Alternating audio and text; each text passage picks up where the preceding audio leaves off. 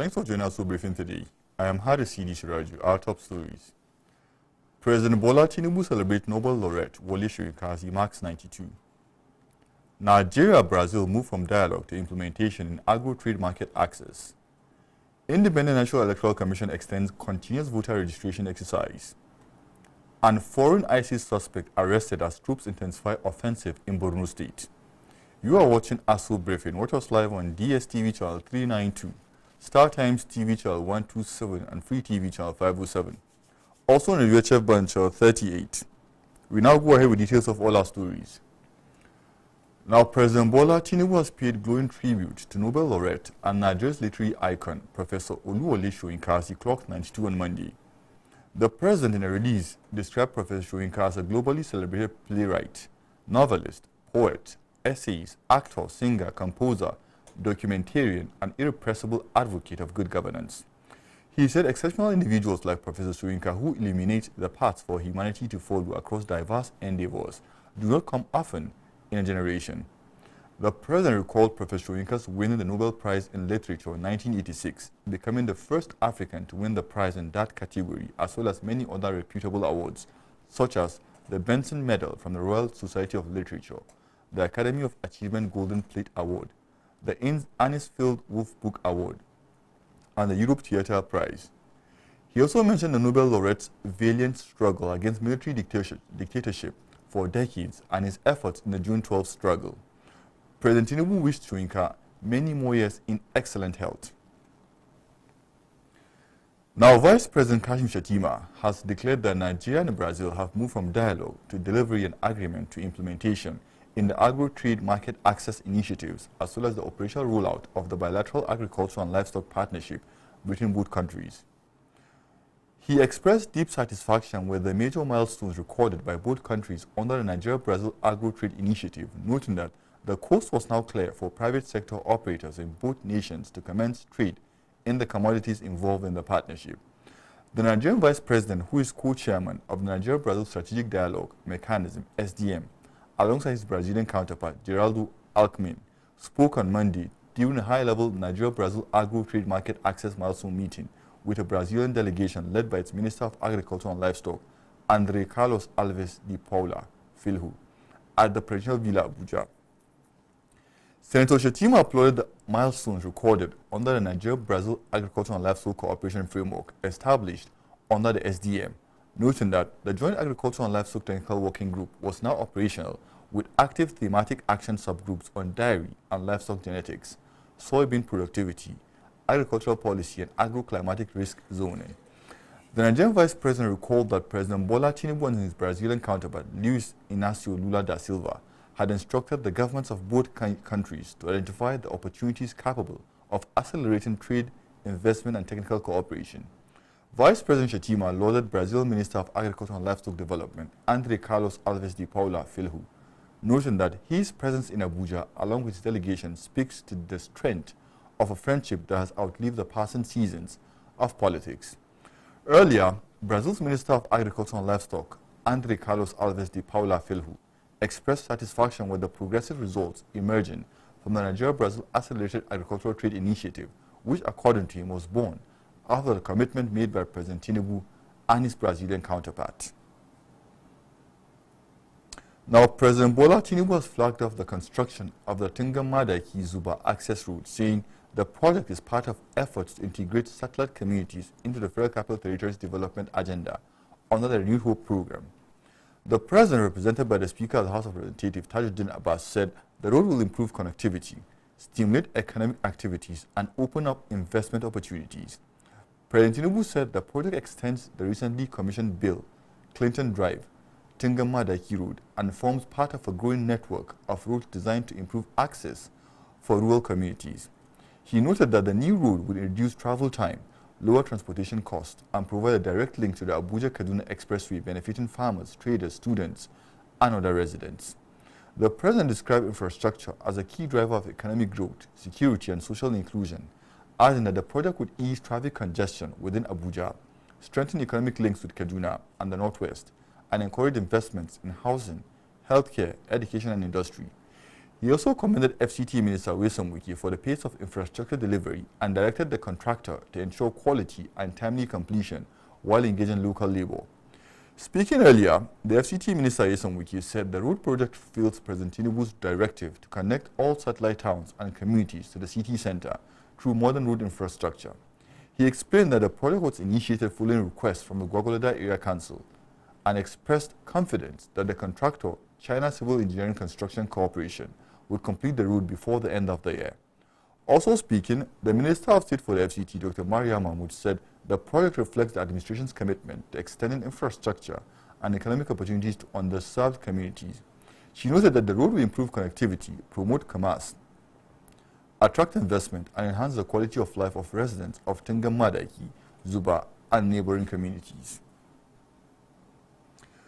Now, the chairman of Kuje Area Council, Mr. Danjuma Samuel Shekolu, has inaugurated the newly appointed supervisory councillors, special advisors, and senior special assistants.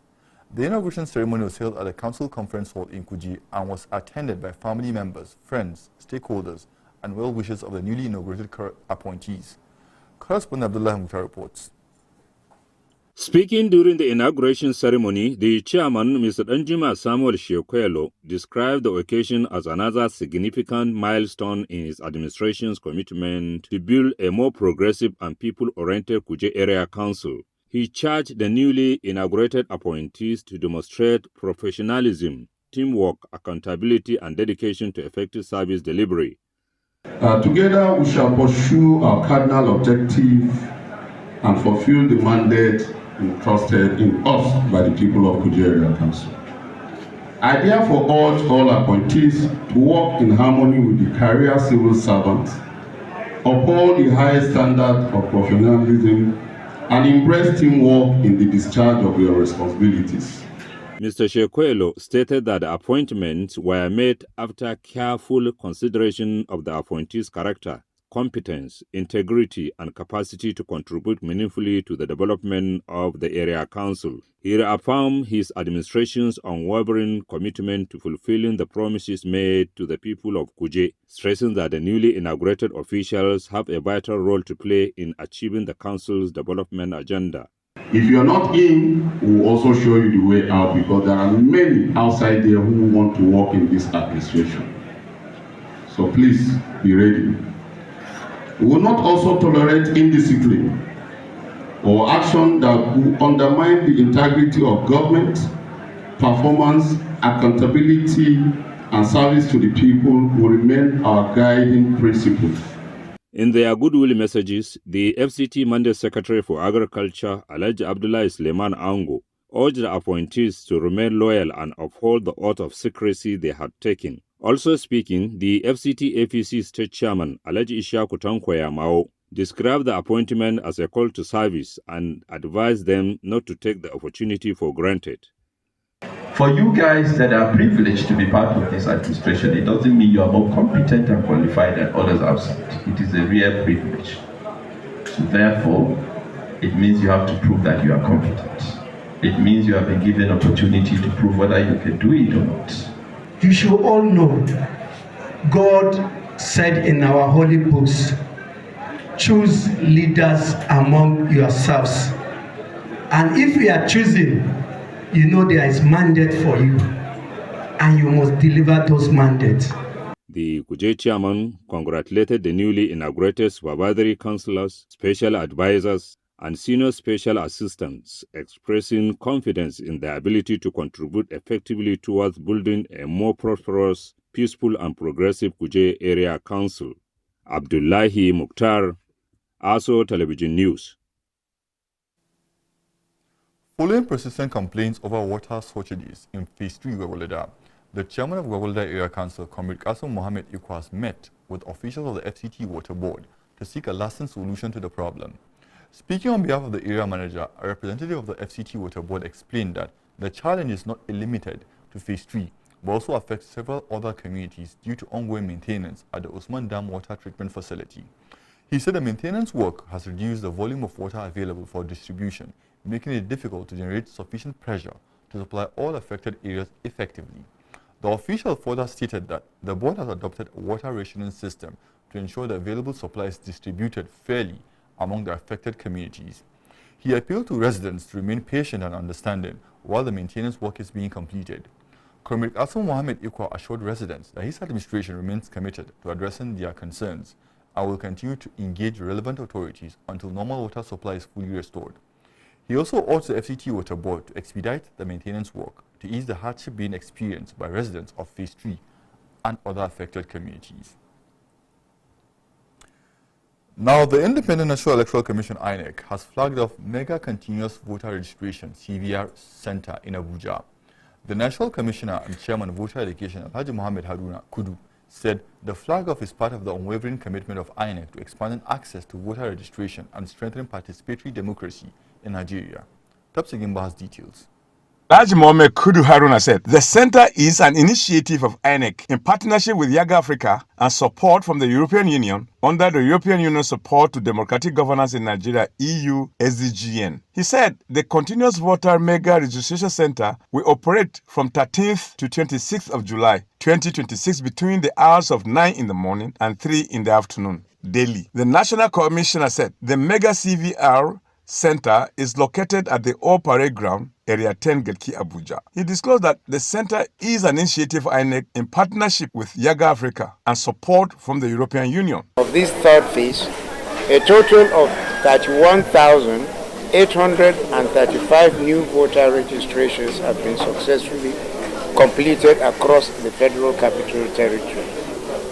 The establishment of this mega registration center is therefore aimed at, first, to increase access to registration for citizens in FCT, given the high volume of eligible voters. The representative of Yaga Africa, Yetunde Bakari, said Yaga Africa is a partner as a civil society accountability group with the specific oversight role giving support to INEC with funding from the European Union under its European Union Support Democratic Governance in Nigeria program. Yetunde Bakari said that the support is intended to give INEC necessary funds to ensure that access is provided for Nigerians who want to register their families. So centers like this also provide an opportunity for people to come in, complete the entire exercise. And with the introduction of the self-service that INEC has also introduced, would also allow more people also register.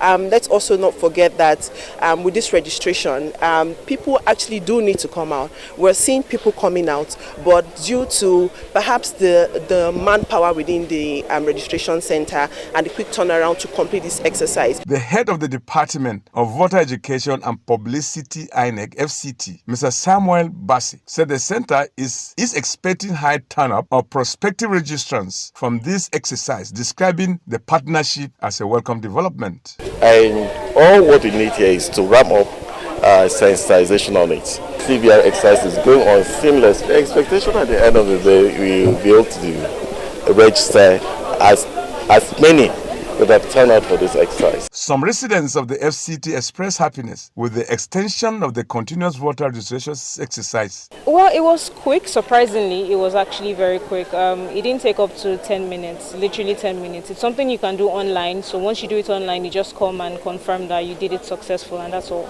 I came here to register for my voter's card.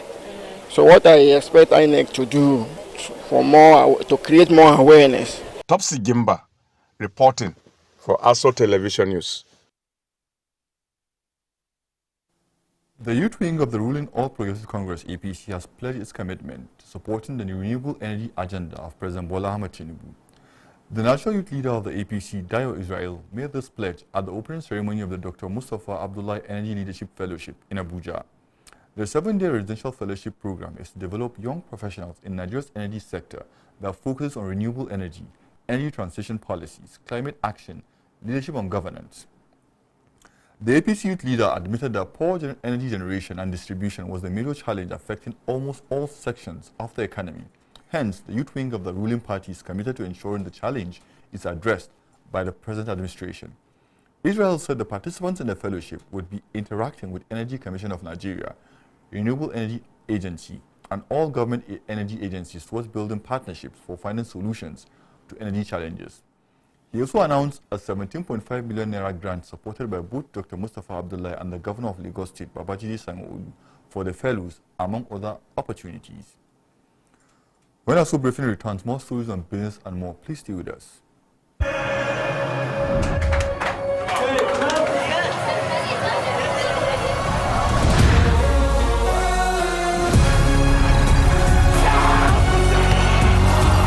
From June 11th till July 19th, everything fit wait. The FIFA World Cup 2026 go happen. Touchlight all 104 matches on top 4 correct channels. Sharply grab your GoTV decoder, Go Tenor plus 1 month dolly for only 15,000 naira. Live on Super Sport, only on GoTV.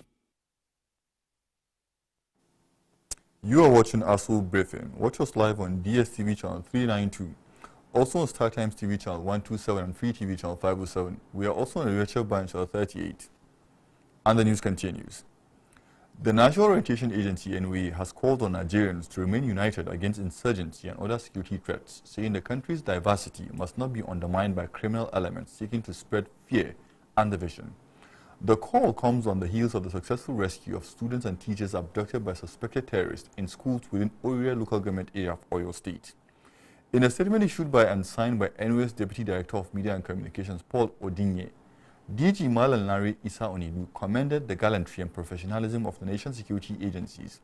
He described the operation as proof of what can be achieved through coordinated action, effective intelligence gathering, and interagency collaboration. According to him, the month-long operation was carried out in the dense forest of Old Oyo National Park. He said security operatives identified the terrorist kingpins, disrupted their logistic networks, neutralized their support structures, and secured the safe release of the victims without paying ransom or making concessions. The NOA DG urged citizens to support security agencies by remaining vigilant, reporting suspicious activities, and refusing to allow ethnic, religious, or political differences to weaken the national resolve against terrorism. Mala Isa Oninu also paid tribute to security personnel who lost their lives or sustained injuries during the operation, describing their sacrifice as a reminder of the price paid to keep Nigeria safe. The DG expressed confidence that with unity, resilience, and collective action, Nigeria will continue to overcome those seeking to undermine its peace and progress. Now, troops of Operation Hadenkei have arrested a suspected foreign ISIS operatives believed to be of Moroccan origin following a failed attack by Islamic State West Africa Province ISWAP fighters on Cross Kaura in Kukawa local government area of Borno State. The arrest followed a successful military operation in which troops repelled the terrorist assault and launched aggressive pursuit operations along the escape routes of the fleeing insurgents. During the follow-up operation, soldiers recovered communication equipment, including high-frequency handheld radios believed to have been abandoned by a terrorist. Military sources say intelligence obtained from the recovered materials, as well as forensic analysis of a camcorder recovered from a slain terrorist cameraman, led to the identification and arrest of the foreign suspect during operations extending into Lake Chad Islands and the Abadam axis. The suspect was evacuated by a Nigerian Air Force helicopter to a secure military facility where he is undergoing interrogation. Security officials say investigators are examining his possible role within the terrorist network, including links to ISIS, operational planning, training, media activities, and cross-border movements. The military says the arrest represents a major intelligence breakthrough that could provide fresh insights into the structure and international connections of terrorist groups operating in the Lake Chad Basin. Operation Hadenkei has reaffirmed its commitment to sustaining offensive operations aimed at dismantling terrorist networks and denying insurgents freedom of movement across the Northeast. Now, moving on, the federal government has reaffirmed its commitment to building a safer, modern, and citizen-centered aviation sector through improved infrastructure, enhanced safety, better passenger experience, and sustained stakeholder engagement. Speaking at the second quarter 2026 Aviation Stakeholder and Citizen Engagement in Abuja, the Minister of Aviation and Aerospace Development, Festus Keyamo, represented by the Permanent Secretary Mahmoud Adam Kambari, said the ministry remains committed to transparency, accountability, and collaboration in implementing the Renewed Hope agenda. Kambari said the aviation sector has recorded progress in aviation safety and security, airport and air navigation, upgrades, job creation, and improved passenger services, stressing that continued collaboration among government, industry operators, and development partners is key to building a globally competitive aviation industry. He also reiterated the federal government's commitment to attracting investment creating employment and delivering world-class aviation services in the nation. Presentations by aviation agencies highlighted improvements in airport infrastructure, staff capacity development, aviation safety and security, as well as stronger interagency collaboration and compliance with international aviation standards. Kogi State Governor Alhaji Ahmad Usman Odudu has reaffirmed his administration's unwavering commitment to the welfare, security and well-being of core members serving in the state, describing them as critical partners in the government's development agenda. Governor Odudu gave the assurance while receiving the Director General of the National Youth Service Corps, Brigadier General Olakunle Nafiu, at the Government House in Lokoja. Congratulating the Director General on his appointment, the Governor expressed confidence in his leadership, saying his tenure would be remembered for reforms that would further strengthen the scheme and enhance its contributions to national development. He assured the NYSC leadership that his administration would continue to provide a safe, secure and conducive environment for corps members throughout their service here in Kogi State, stressing that the security of every resident and visitor, including corps members, remains a top priority of his government. Governor Odudu disclosed that he had personally visited the NYSC Permanent Orientation Camp in Asaya on several occasions to assess its condition, noting that his administration places premium on first-hand evaluation of projects rather than relying solely on reports. In his remarks, the DG of NYSC, Brigadier General Olakunle Nafiu, commended Governor Odudu for his unwavering support for the scheme, particularly in the areas of security, infrastructure and corps members' welfare. He described Kogi State as one of the safest states for corps members, noting that all the state's 21 local government areas currently receive corps members owing to the government's effective security architecture. The DG also lauded the governor for inaugurating the State NYSC Governing Board and appealed for sustained collaboration between the state government and the scheme to further enhance service delivery and the welfare of corps members. Now, the newly installed District Governor Rotary International 9127, Rotarian Sikiru Owonikoku, said he would use his tenure to increase membership drive. Rotarian Owonikoku made this known during the official installation as District Governor 9127 in Abuja. Top Sigimba has details. Rotarian Sikiru Owonikoku said his tenure as District Governor Rotary International 9127, he will ensure new members join Rotary. The District Governor said that even though Rotary International focuses itself on 7 areas, he would provide humanitarian services on education, health and other sectors. Information technology as the tools we are going to use in the next Rotary year, in this year and years to come. Let me use the word because I've been saying next Rotary year because I was still thinking I'm a governor-elect. We are already in and we will be using the facility as such. And we want to really talk more about celebrating our members. Because when you celebrate members, it means that they will be happy and really willing to do more. The former governor of Kano State and former national chairman APC, Alhaji Abdullahi Ganduje, thanked Rotary International on its effort to eradicate polio in Nigeria. He described polio as a bad disease that parents must ensure commitment that their children were immunized against polio. This occasion is reminding us about the institution of Rotary Club, which is a very, very strong institution. And that is why we have sustainability. You know, in Nigeria, we have a lot of humanitarian challenges, especially with the insecurity issues and also with the economic issues.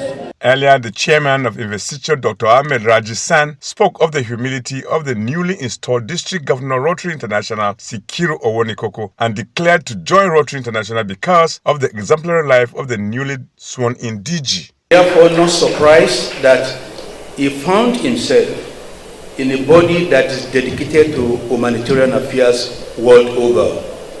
If we go back to the history of Rotary, which dates back to 1905, which was established by Paul Harris and a few of his friends, and they were retreating the meetings in their houses, so hence the name Rotary. That is the origin of the word Rotary in what we are celebrating today.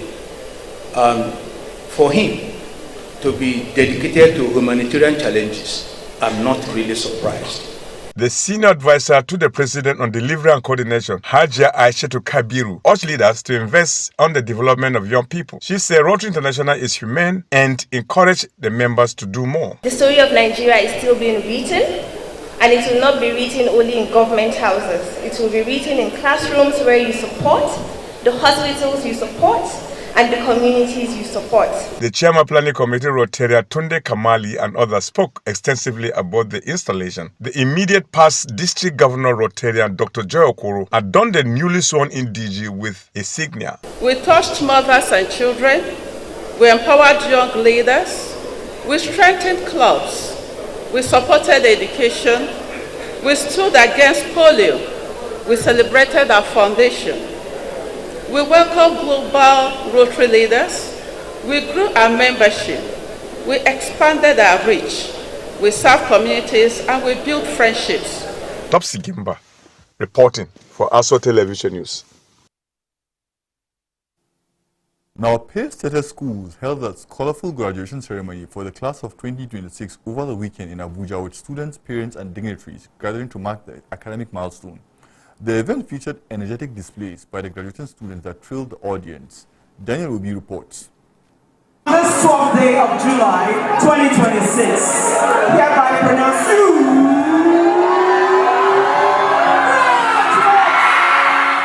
Speakers after speakers offered words of encouragement to the graduates, urging them to uphold the values of hard work, integrity, and excellence as they move to the next stage of their education. Knowledge can make the difference between slavery and freedom, servitude and self-determination, want and sufficiency, desire and contentment. Therefore, seek knowledge. This set of graduates will have to take us back to the old order when Sardauna appointed the likes of Sunday Awoni, a Christian, as a super permanent secretary and his personal secretary. I want to challenge, however, the Peer-stated schools graduating class of 2026.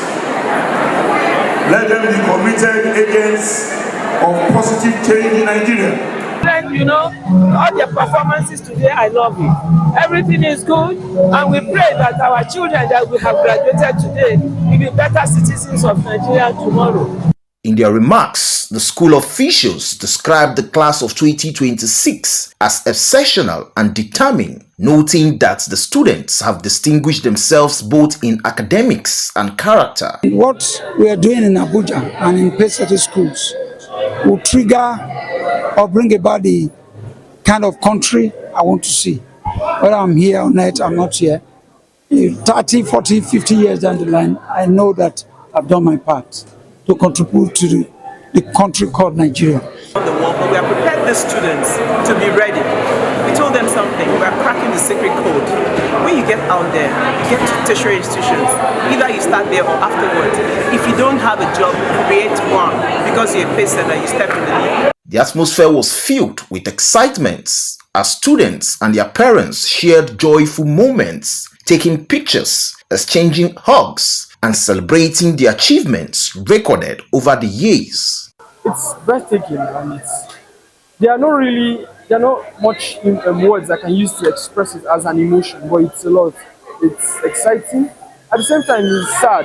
At the same time, it will be a very excellent memory because of every single thing that has happened during secondary school. Well, I guess he just thought of it and said that he would want to renovate the library while he's going out. That there are things that were not okay that he would like to put in place, and the family supported, especially his mom. The event ended with the presentation of awards to dignitaries and outstanding students.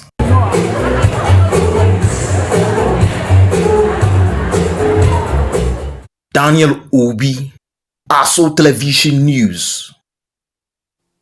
Now that's ASO Briefing for today. I am Harris C.D. Suraju. Many thanks for watching.